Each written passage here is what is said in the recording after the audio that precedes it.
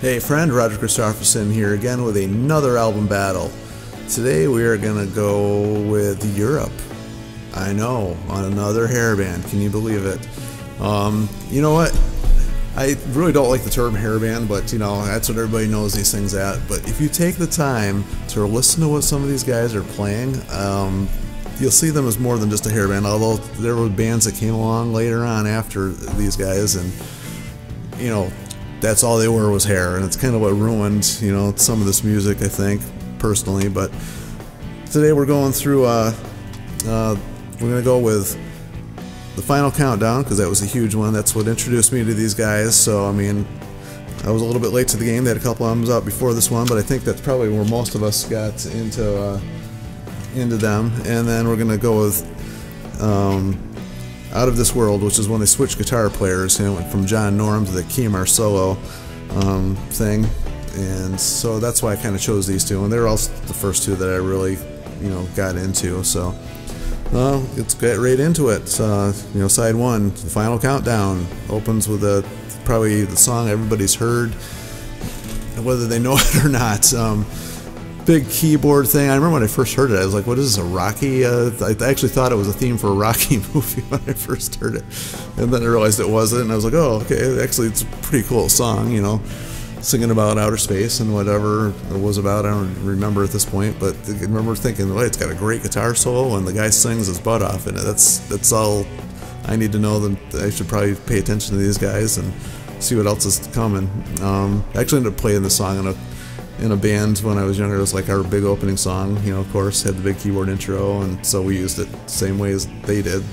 You know, you see something that's working for somebody, you follow their lead, and that's what we did, you know, and it worked.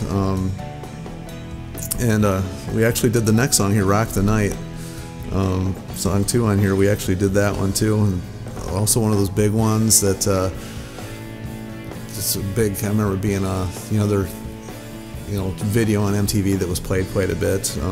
Good song. I actually really still like that song. I mean, Joey Tempest is a great singer. He's just really got a good tone to his voice.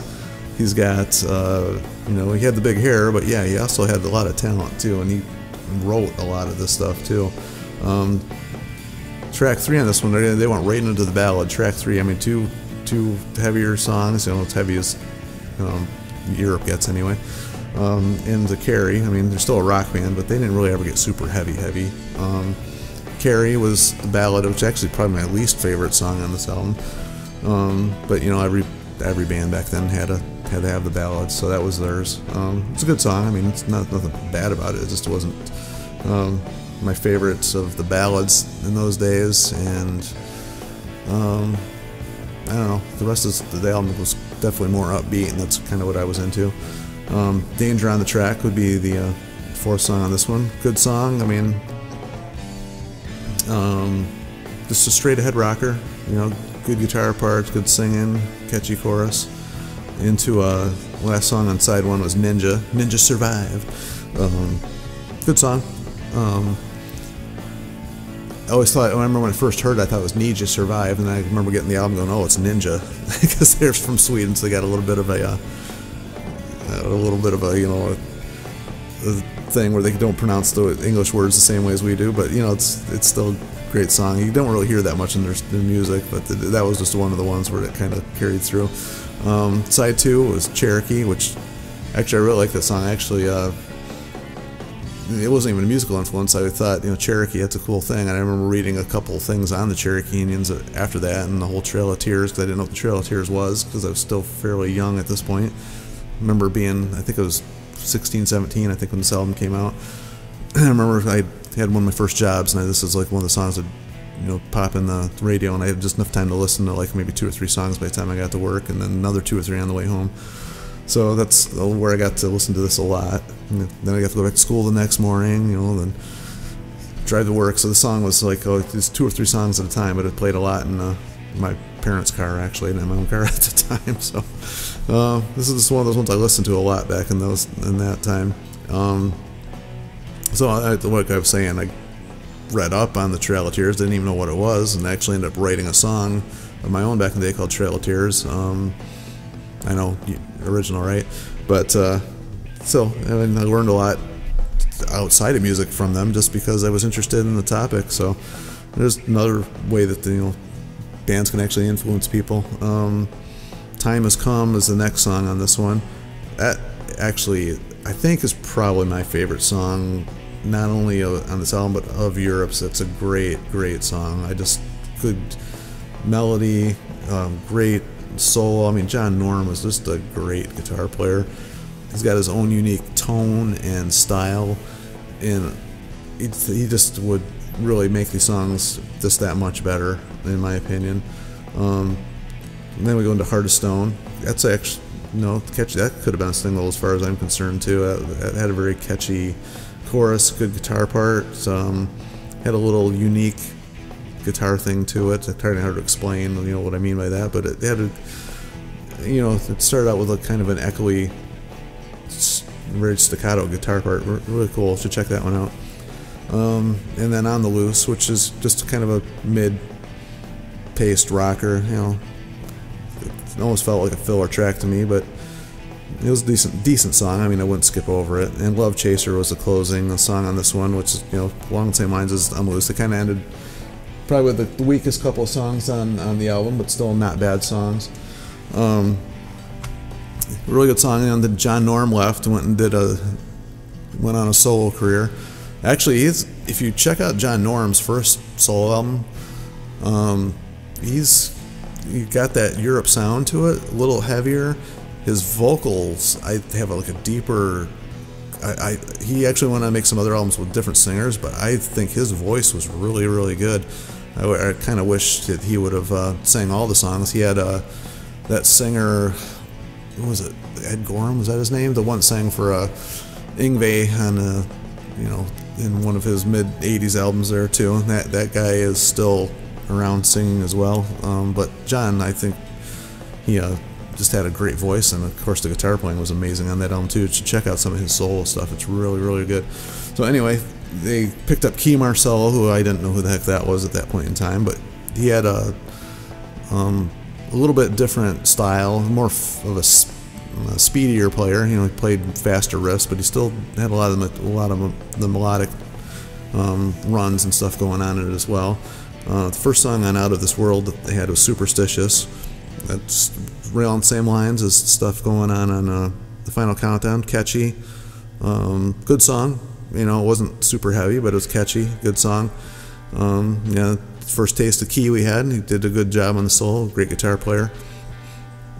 Let the Good Times Rock is the next one on that one, which is, I noticed a lot of the songs back in these days had rock in the title, roll in the title. The metal bands all said stuff about metal in the titles. This is, play on Let the Good Times Roll, Let the Good Times Rock, obviously. But it was still a good song. It's a little cheesy in the lyrics, but it was a good song. And then they went into Open Your Heart, which actually, Open Your Heart was a song that they had done on one of their earlier albums. They redid it here.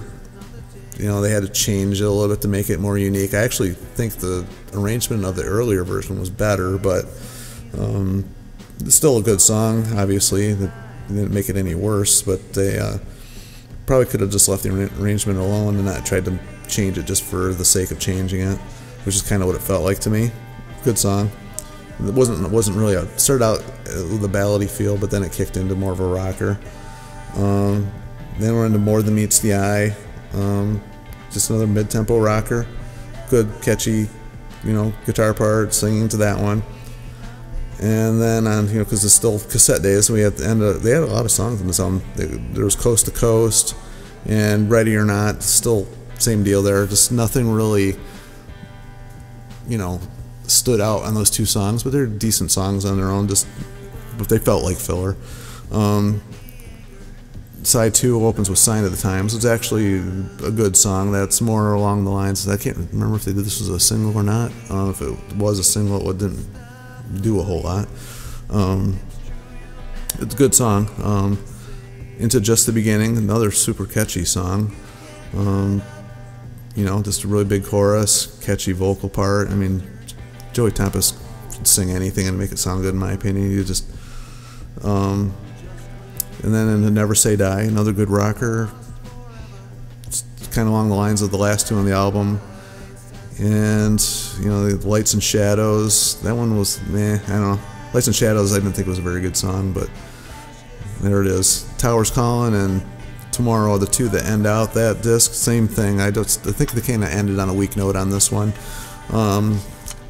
Although Key, I remember seeing some live stuff with Key playing the older songs. I say older songs, the earlier songs. So actually, 3 albums I guess they had out before he joined, so I guess I could say older. Excuse me. And he did a good job playing the Norm stuff. He did make a little bit of his own changes to him, make him his own, which I have no problem with. That's what I think good guitar players do. They keep the essence of the song. Don't try to like change too much, but still add their own little flair to it. I think that's not a bad thing to do. He lasted with them for a few albums. Norm came back. They're still out making music, and I've gotten every single one of their CDs. They actually just did this whole anniversary thing. They played the whole Final Countdown album all again. Sounds great live. I mean, they haven't lost any other ability to play the songs. Joey Tempest still sings great. Norm's still killing it. I really like these guys. As far as influence on me, I didn't really pick up anything in the songwriting thing, but I loved listening to them. I just really think that even though they were labeled as a hair band, that they had a unique sound to them. Joey Tempest had a few songs that more on the mellower side. It really showed his voice as well. I just think he has a really good, unique voice. The songwriting on their last few albums isn't quite as strong as the earlier ones, but what are you gonna do? They're still out there playing good music. I mean, like I said, check out the Norm stuff. I mean, he's got a few solo albums out there. The first one I think is my favorite one, but he's got stuff he did with the singer from that Schenker had on a few of them, whose name I can't remember now. Of course, I can never remember the stuff when I need to. He did 1 or 2 albums with him, and then he had a lot that he sings on his own. Of course, he has a few instrumentals on there, because he is a guitar player, and that's what a lot of the guitar players did back then when they released albums, to do a lot of instrumental stuff, which is to be expected. Anyway, check him out. If you want to hear anything that I've done, check me out on Roger Guitar for Sin YouTube, the Bandcamp. I got iTunes, Spotify, all that fun stuff. Appreciate everything you guys are doing, keeping the music alive, still talking about it. I just love going on and on. I love to read the comments, what you guys think about this stuff. Feel free to disagree with me. That's what this is all about, just talking about it and having fun doing it. No big argument, no big winner or loser. Well, speaking of which, I was supposed to pick my favorite one here. I'm going to have to go with, I think if anybody was listening to what I was saying, I would have to go with the Norm Final Countdown. Just his guitar playing for me, and I think this had a little bit stronger songs on that one. So that's what I'm going to have to go with. I know, shocker, the most famous album's the one I picked, but whatever. It is what it is. That's what it was. It's the one I like the most. So what are you gonna do? All right. Like I said, appreciate it.